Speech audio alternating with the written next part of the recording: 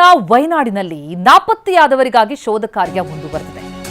ದೇವರನಾಡಿನಲ್ಲಿ ಸಂಭವಿಸಿದಂತಹ ಭೂಕುಸಿತ, ಆ ದುರಂತಕ್ಕೆ ಬಲಿಯಾದವರ ಸಂಖ್ಯೆ ಎಷ್ಟು? 3 ಮೃತದೇಹಗಳು ಪತ್ತೆಯಾದವು. ಆದರೆ ನಾಪತ್ತೆಯಾದವರ ಕಥೆಯೇನು?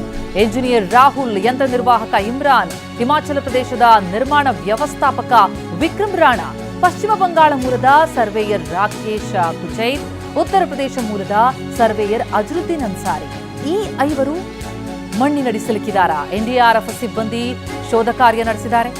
ನಿನ್ನೆಯಷ್ಟೇ ಸಂಭವಿಸಿದಂತಹ ಕಲ್ಲಾಡಿಯ ಗುಡ್ಡ ಕುಸಿದು ದೊಡ್ಡ ಪ್ರಮಾಣದಲ್ಲಿ ಕೆಸರು ಮಿಶ್ರಿತ ಮಣ್ಣು ಎಷ್ಟು ದೂರ ನುಗ್ಗಿ ಬಂತು ಅಂತಂದ್ರೆ ಆ ದೃಶ್ಯ ಈಗಲೂ ಮೈ ನಡಗತ್ತೆ. ಈ ಭೂಕುಸಿತವಾದಂತಹ 500 ಮೀಟರ್ ದೂರದಲ್ಲಿ ಜನರಿಗೆ ನಿರ್ಬಂಧ ವಿಧಿಸಲಾಗಿದೆ. 500 ಮೀಟರ್ ವರೆಗೂ ಕೂಡ ಯಾವುದೇ ವಾಹನವನ್ನ ಬಿಡದಂತೆ ಪೊಲೀಸರ ನಿಯೋಜನೆ ಮಾಡಿದ್ದಾರೆ. ಯಾಕಂದ್ರೆ 24 ಗಂಟೆಯಿಂದಲೂ ಕೂಡ ರಕ್ಷಣಾ ಕಾರ್ಯಾಚರಣೆಯನ್ನ ನಡೆಸಲಾಗ್ತಾ ಇದೆ. ನಿರಂತರ ಮಳೆಯ ನಡುವಲ್ಲೇ ರಕ್ಷಣಾ ಕಾರ್ಯಾಚರಣೆ, ಶೋಧ ನಡೀತಾ ಇದೆ. ನಾಪತ್ತೆಯಾದವರಿಗಾಗಿ ಅಲ್ಲಿ ಶೋಧ ಕಾರ್ಯವನ್ನು ನಡೆಸಲಾಗ್ತಾ ಇದೆ. ಎನ್ಡಿಆರ್ಎಫ್ ಪಡೆ 24 ಗಂಟೆಯಿಂದ ಅಲ್ಲಿ ಕಾರ್ಯಾಚರಣೆ ನಡೆಸ್ತಾ ಇದೆ. ಕುತೂಹಲಕ್ಕೋ ಏನ್ ನಡೀತಿದೆ ಅಂತ ನೋಡೋದಕ್ಕೋ ಅಲ್ಲಿ ಬಂದ್ರೆ ಮತ್ತೆ ಅವರೂ ಕೂಡ ಅಪಾಯಕ್ಕೆ ಸಿಲುಕಬಹುದು, ರಕ್ಷಣಾ ಕಾರ್ಯಾಚರಣೆಗೆ ತೊಡಕಾಗಬಹುದು. ವಿಪರೀತ ಮಳೆ ಬರ್ತಾ ಇರೋದ್ರಿಂದ ಮತ್ತೆ ಸ್ಲೈಡಿಂಗ್ ಆದರೆ ಏನು ಕತೆ ಅನ್ನುವಂಥ ಕಾರಣಕ್ಕಾಗಿ ಆ ಕಾರ್ಯಾಚರಣೆ ಜೊತೆಗೆ ಆ ದುರಂತ ನಡೆದಂತಹ ಜಾಗ ಏನಿದೆ ಅದರ 500 ಮೀಟರ್ ಸುತ್ತಲೂ ಕೂಡ ನಿರ್ಬಂಧ ವಿಧಿಸಲಾಗಿದೆ. ಯಾವ ವಾಹನಗಳಿಗೂ ಕೂಡ ಸಂಚಾರಕ್ಕೆ ಅವಕಾಶ ಇಲ್ಲ. ಆ ಮಣ್ಣು ಕೊಚ್ಚಿ ಬಂದಂತಹ ಭಯಾನಕ ದೃಶ್ಯ ಏನು ಸಿಸಿ ಕ್ಯಾಮೆರಾದಲ್ಲಿ ಸೆರೆಯಾಗಿದೆ. ಜೀವ ಉಳಿಸ್ಕೊಳ್ಳೋದಕ್ಕೆ ಹೇಗೆ ಓಡ್ ಬಂದ್ರು ನೋಡಿ. ಆ ದಂಪತಿ ಬದುಕುಳಿದಿದ್ದೇ ಪವಾಡ. ಆದರೆ ನಾಪತ್ತೆಯಾದಂತಹ 5 ಆ ಅದೃಷ್ಟ ಇದೆಯಾ? 24 ಗಂಟೆ ಆಯಿತು ದುರಂತ ಸಂಭವಿಸಿ, ಇನ್ನೂ ಕೂಡ ಅವರ ಪತ್ತೆ ಇಲ್ಲ. ಶೋಧ ನಡೀತಾ ಇದೆ. ಎನ್ಡಿಆರ್ಎಫ್ ತಂಡ ರಕ್ಷಣಾ ಕಾರ್ಯಾಚರಣೆಯನ್ನು ಭರದಿಂದ ನಡೆಸಿದೆ. ದೊಡ್ಡ ಸವಾಲು ರಕ್ಷಣಾ ಪಡೆಗೂ ಕೂಡ. ಅಲ್ಲಿ ಕೆಸರು ಮಿಶ್ರಿತ ಮಣ್ಣು ಇರೋದು, ನಿರಂತರವಾಗಿ ಮಳೆ ಬರ್ತಾ ಇದೆ. ನಾಪತ್ತೆಯಾದವರಿಗಾಗಿ ಶೋಧ ಕಾರ್ಯ ಮುಂದುವರೆದಿದ್ದು 100ಕ್ಕೂ ಹೆಚ್ಚು ಸಿಬ್ಬಂದಿ ಕಾರ್ಯಾಚರಣೆಯನ್ನು ನಡೆಸ್ತಾ ಇದ್ದಾರೆ ಅಂತ ವಯನಾಡು ಜಿಲ್ಲಾಧಿಕಾರಿ ಮೇಘನಾ ಅವರು ಹೇಳಿಕೆ ಕೊಟ್ಟಿದ್ದಾರೆ. ಮಳೆಯ ಹಿನ್ನೆಲೆ ಈ ಜಾಗದಲ್ಲಿ ಕೆಲಸ ನಿಲ್ಲಿಸುವಂತೆ ಹೇಳಿದ್ವಿ. ಅಂದ್ರೆ ಅಲ್ಲಿ ಸುರಂಗ ಕಾಮಗಾರಿ ನಡೀತಾ ಇತ್ತಲ್ಲ, ಆ ಕೆಲಸ ನಿಲ್ಲಿಸಿ ಅಂತ ಹೇಳಿದ್ವಿ. ಜೂನ್ 27ರಿಂದಲೇ ಈ ಜಾಗದಲ್ಲಿ ಕೆಲಸ ಕೂಡ ಬಂದಾಗಿತ್ತು. ಆದರೆ ಅವಶ್ಯಕತೆಗೆ ತಕ್ಕಂತೆ ಸಿಬ್ಬಂದಿ ಮಾತ್ರ ಅಲ್ಲಿತ್ತು. ಹಾಗಾಗಿಯೇ ಇನ್ನೂ ದೊಡ್ಡ ಮಟ್ಟದಲ್ಲೇನು ಪ್ರಾಣಾಪಾಯ ಸಂಭವಿಸಬಹುದಿತ್ತು, ಅದು ಆಗಿಲ್ಲ ಅನ್ನುವಂಥ ಹೇಳಿಕೆಯನ್ನ ಡಿಸಿ ಹೇಳಿದ್ದಾರೆ. ಇಲ್ಲೇ ಇರುತ್ತೆ, ವಯನಾಡಲ್ಲೇ ಇರುತ್ತೆ. ಸೊ ಅವರು ಇಮಿಡಿಯೇಟ್ ಆಗಿ ರೆಸ್ಕ್ಯೂ ಆಪರೇಷನ್ ಸ್ಟಾರ್ಟ್ ಮಾಡಿದ್ದಾರೆ. ಫೈರ್ ಆ್ಯಂಡ್ ಸೇಫ್ಟಿ ಆಫೀಸರ್ಸ್ ಇದ್ದಾರೆ, ಸಿವಿಲ್ ಡಿಫೆನ್ಸ್ ವಾಲಂಟಿಯರ್ಸ್ ಇದ್ದಾರೆ. ಸೊ ಆಲ್ಮೋಸ್ಟ್ 167 ಪರ್ಸನಲ್ ರೆಸ್ಕ್ಯೂ ಆಪರೇಷನಲ್ಲಿ ದೇ ಆರ್ ಆ್ಯಕ್ಟಿವ್ಲಿ ಇನ್ವಾಲ್ವ್. ಇವಾಗ ಅಲ್ಲಿ ವರ್ಕ್ ನಡೀತಾ ಇರೋ ಜಾಗದಲ್ಲಿ 27th ಜೂನಿಂದ ವರ್ಕ್ ಸ್ಟಾಪ್ ಮಾಡೋಕ್ಕೆ ಹೇಳಿದ್ವಿ. ಹಾಗಾಗಿ ವರ್ಕ್ ನಡೀತಾ ಇರಲಿಲ್ಲ. ಓನ್ಲಿ ಸರ್ವೆಲೆನ್ಸ್ಗೆ ಅವಶ್ಯ ಆಗಿರುವಂಥ ಜನ ಮಾತ್ರ ಅಲ್ಲಿದ್ದರು. ಸೊ ಹಾಗಾಗಿ ನಮಗೆ ಮೇಜರ್ ಕ್ಯಾಶುಯಾಲಿಟೀಸ್ ಇಲ್ಲ. ಅವರ ಸ್ಟಾಫ್ 3 ಜನ ದೇ ಆರ್ ಫೌಂಡ್ ಡೆಡ್. 5 ಜನ ಮಿಸ್ಸಿಂಗ್ ಇನ್ನೂ ರಿಪೋರ್ಟ್ ಮಾಡಿದ್ದಾರೆ. ಮಿಸ್ಸಿಂಗ್ ಜನನ ಹುಡ್ಕೋದು ಇವತ್ತಿಂದು ಮೇಜರ್ ಆ್ಯಕ್ಟಿವಿಟಿ ನಮಗೆ. ಮತ್ತು ಈ ಬ್ರಿಡ್ಜ್ ಇದೆಯಲ್ಲ, that is the major connection between Meppadi and those 4 wards. So transportation reinstate ಮಾಡಿ, ಬ್ರಿಡ್ಜ್ ಸ್ಟೆಬಿಲಿಟಿ ಚೆಕ್ ಮಾಡಿ ಮ್ಯಾಕ್ಸಿಮಮ್ ಎಫರ್ಟ್ಸ್ ಅದರಲ್ಲಿ ಹೋಗಿದೆ. So all night they have worked and they have reinstate the transportation. So today mostly search and rescue operation will continue. 4 zone ಆಗಿ convert ಮಾಡಿಬಿಟ್ಟು machinery ಇದೆ, men ಇದ್ದಾರೆ, sniffer dogs, ನಮಗೆ ಬೇಕಾಗಿರುವಂಥ equipments ಎಲ್ಲ ಇದೆ. So will be continuing the search and rescue operation. Identifying those 5 missed people is the major agenda for to. Usual our observations we had put and we had ask them to remove. ಕಾರ್ಮಿಕರು ಸ್ವಲ್ಪ ಜನ ಇದ್ದಾರೆ, ಅವರ site engineers ಇದ್ದಾರೆ, security guard ಇದ್ದಾರೆ. ಲೋಕಲ್ಗೇನು involve, ಒಂದು ಮನೆ ಮತ್ತು ಒಂದು ಮಾಸ್ಕ್ಗೆ ಇಂಪ್ಯಾಕ್ಟ್ ಆಗಿದೆ. ಬಟ್ ಲೋಕಲ್ ಪಬ್ಲಿಕ್ಕಿಗೆ ಯಾರಿಗೂ ಏನೋ.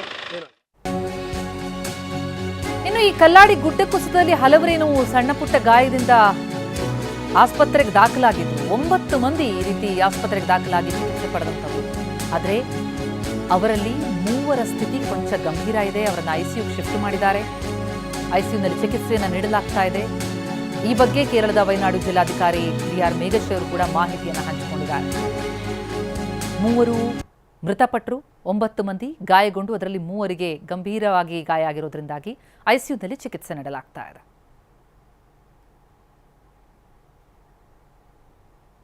ಜಿಲ್ಲಾಧಿಕಾರಿ ಮೇಘಶ್ರೀ ಅವರು ಈ ಬಗ್ಗೆ ಮಾಹಿತಿಯನ್ನು ಹಂಚಿಕೊಂಡ್ರು. ಅಂದರೆ ಜಿಲ್ಲಾಡಳಿತದಿಂದಲೂ ಕೂಡ ಸೂಚನೆ ಇತ್ತು, ಹಾಗಾಗಿ ಅಲ್ಲಿ ಕೆಲಸ ಕಾರ್ಯವನ್ನು ಸ್ಥಗಿತಗೊಳಿಸಲಾಗಿತ್ತು ಸುರಂಗ ಕಾಮಗಾರಿ. ಆದರೆ ಅಲ್ಲಿ ಸಂಗ್ರಹ ಆಗಿದ್ದಂತಹ ಮಣ್ಣು ಇಷ್ಟು ದೊಡ್ಡ ದುರಂತಕ್ಕೆ ಕಾರಣ ಆಗಿದ್ದು. ನಮ್ಮ ಪ್ರತಿನಿಧಿ ರಾಮ್ ಸ್ಥಳದಿಂದಲೇ ಇನ್ನಷ್ಟು ಮಾಹಿತಿಯನ್ನು ಕೊಡ್ತಾರೆ, ಲೈವ್ನಲ್ಲಿ ಜಾಯ್ನ್ ಆಗಿದ್ದಾರೆ.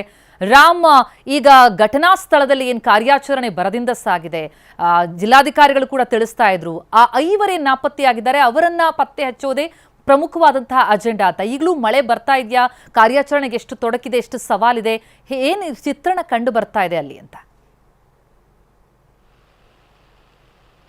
ಪ್ರತಿಮಾ, ದೇವರನಾಡು ಕೇರಳದ ಗುಡ್ಡದ ಭೂತಕ್ಕೆ 3 ಬಲಿಯಾಗಿ 5 ನಾಪತ್ತೆಯಾಗಿದ್ದಾರೆ. 9 ಜನರು ಗಂಭೀರವಾಗಿ ಗಾಯಗೊಂಡು ಆಸ್ಪತ್ರೆಯಲ್ಲಿ ಚಿಕಿತ್ಸೆಯನ್ನು ಪಡಿತಾ ಇದ್ದಾರೆ.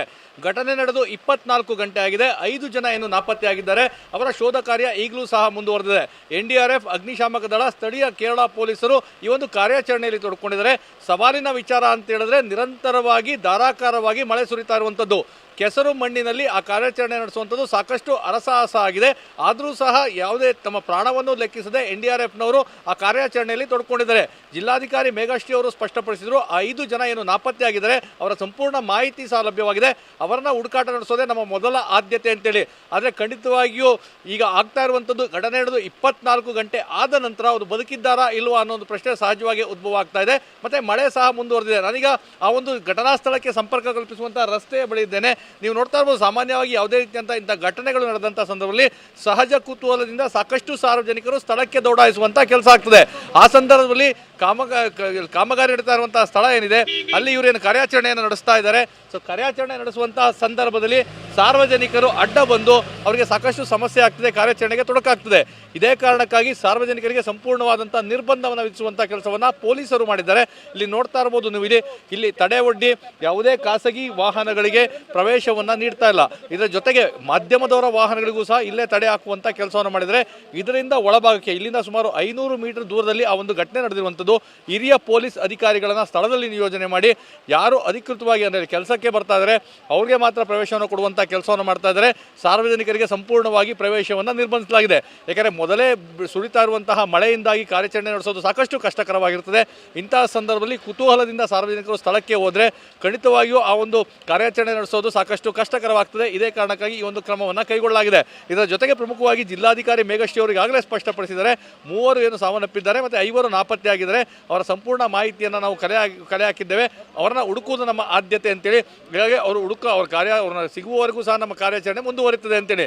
ಮತ್ತು ಇದರ ಜೊತೆಗೆ ಈ ಒಂದು ಘಟನೆಗೆ ಹಿಂದೆ 27ರಿಂದಲೇ ಕಾಮಗಾರಿಯನ್ನು ಅಲ್ಲಿ ಸ್ಥಗಿತಗೊಳಿಸಲಾಗಿತ್ತು. ಯಾಕಂದರೆ ಕೇರಳ ವಯನಾಡಿನ ಬಹುತೇಕ ಭೂ ಪ್ರದೇಶ ಸಾಕಷ್ಟು ಸಡಿಲವಾಗಿರ್ತದೆ. ಮಳೆಗಾಲದಲ್ಲಿ ಅಲ್ಲಿ ಅನಾಹುತ ಆಗೋದು ಸತಸಿದ್ಧ. ಹೀಗಾಗಿ ಯಾವುದೇ ಕಾಮಗಾರಿ ಮಾಡೋದು ಬೇಡ ಅಂತ ಸೂಚನೆ ನೀಡಲಾಗಿತ್ತು.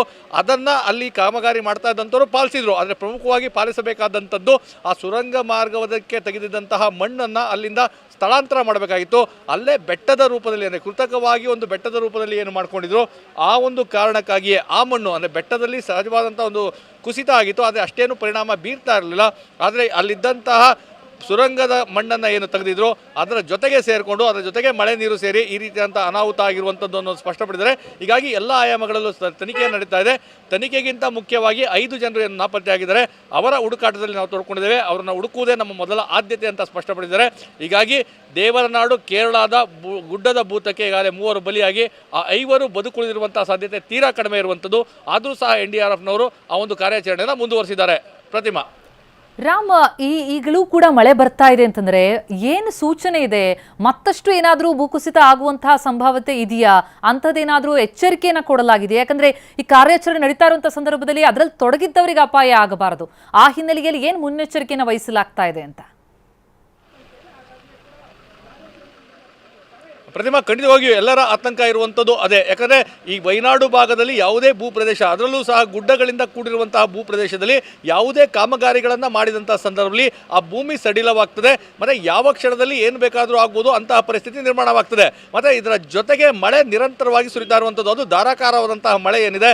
ಸೊ ಆ ಮಣ್ಣನ್ನು ಏನು ಆ ಗುಡ್ಡದಿಂದ ಬಂದಂತಹ ಮಣ್ಣು ಮತ್ತು ಸುರಂಗದ ಕಾಮಗಾರಿಯ ಮಣ್ಣು ಎರಡನ್ನೂ ಸಹ ಕೆಸರುಮಯವಾಗಿಸಿದೆ. ಸಾಮಾನ್ಯವಾಗಿ ಆ ನೀರಿನ ರಭಸಕ್ಕನ್ನು ಯಾರೂ ಸಹ ತಡೆಗಟ್ಟೋದಕ್ಕೆ ಸಾಧ್ಯವಾಗೋದಿಲ್ಲ. ಆಗೋದಿಲ್ಲ. ಅದರ ಒಂದು ಸ್ಯಾಂಪಲನ್ನು ನಿನ್ನೆಯಷ್ಟೇ ಘಟನೆಯಲ್ಲಿ ನಾವು ಟಿವಿನೇ ಆ ದೃಶ್ಯವನ್ನು ಬಿತ್ತರ ಮಾಡಿತ್ತು. ಅಲ್ಲಿದ್ದಂತಹ ಟ್ಯಾಂಕರ್ನನ್ನೇ ಆ ನೀರಿನ ರಭಸ ತಳ್ಕೊಂಡು ಬಂದಿತ್ತು. ಅಲ್ಲಿದ್ದಂತಹ ಬಸ್ಗಳಿರ್ಬೋದು, ಲಾರಿ ಇರ್ಬೋದು, ಅಥವಾ ಬೇರೆ ಯಾವುದೇ ವಾಹನಗಳನ್ನು ಸಹ ಲೆಕ್ಕಿಸದೆ ಎಲ್ಲವನ್ನೂ ಸಹ ಅಲ್ಲಿಂದ ಬಿಸಾಕುವಂಥ ಕೆಲಸವನ್ನು ಮಾಡಿತ್ತು.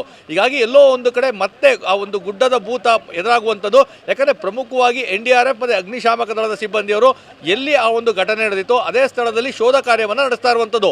ಈ ಕಾರಣಕ್ಕಾಗಿ ಆ ಶೋಧ ಕಾರ್ಯ ನಡೆಸ್ತಾ ಇರುವಂತಹ ಸ್ಥಳದಲ್ಲಿ ಮತ್ತೆ ಏನಾದರೂ ಆ ಒಂದು ಗುಡ್ಡ ಕುಸಿತ ಆದರೆ ಖಂಡಿತವಾಗಿ ಹೆಚ್ಚಿನ ಅನಾಹುತ ಆಗ್ತದೆ.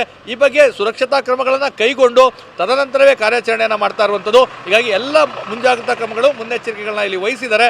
ಸೊ ಯಾವುದೇ ರೀತಿಯಂಥ ಅಪಾಯ ಆಗೋದಿಲ್ಲ ಅನ್ನೋ ಅರಿವಿದ್ದ ನಂತರವೇ ಈ ಕಾರ್ಯಾಚರಣೆ ನಡೆಸ್ತಾ ಇರುವಂಥದ್ದು. ಹೀಗಾಗಿ ಪ್ರಮುಖವಾಗಿ ಇರುವಂತಹ ಒಂದು ಆದ್ಯತೆ ಅಂತ ಹೇಳಿದ್ರೆ 5 ಜನ ಏನು ನಾಪತ್ತೆ ಆಗಿದ್ದಾರೆ ಅವರನ್ನ ಹುಡುಕಾಟ ನಡೆಸುವಂಥದ್ದು. ಅವರು ಸುರಕ್ಷಿತವಾಗಿದ್ದಾರಾ, ಸಹಾಯಕ್ಕಾಗಿ ಕಾಯ್ತಾ ಇದ್ದಾರಾ, ಈ ಎಲ್ಲದರ ಬಗ್ಗೆ ಪರಿಶೀಲನೆ ಮಾಡುವಂಥ ಕೆಲಸವನ್ನು ಮಾಡ್ತಾ ಇದ್ದಾರೆ. ಆದರೆ ವಾಸ್ತವ ಅಂತ ಹೇಳಿದ್ರೆ ಘಟನೆ ನಡೆದು 24 ಗಂಟೆ ಆಗಿರುವಂಥದ್ದು. ಮತ್ತು ಅಲ್ಲಿನ ಪರಿಸ್ಥಿತಿಯನ್ನು ನಾವು ನೋಡಿದ್ರೆ ಸಂಪೂರ್ಣವಾಗಿ ಕೆಸರುಮಯವಾಗಿ ಮಳೆಯ ನೀರಿನಿಂದಾಗಿ ಸಂಪೂರ್ಣ ಮುಚ್ಚಿ ಹೋಗಿರುವಂಥದ್ದು.